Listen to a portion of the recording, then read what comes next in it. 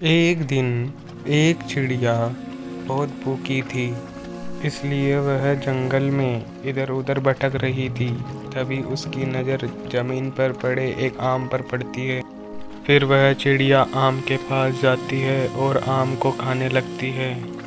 उसे बहुत तेज भूख लग रही थी, इसलिए वह आम को पूरा खा जाती है और फिर उड़कर चली जाती है।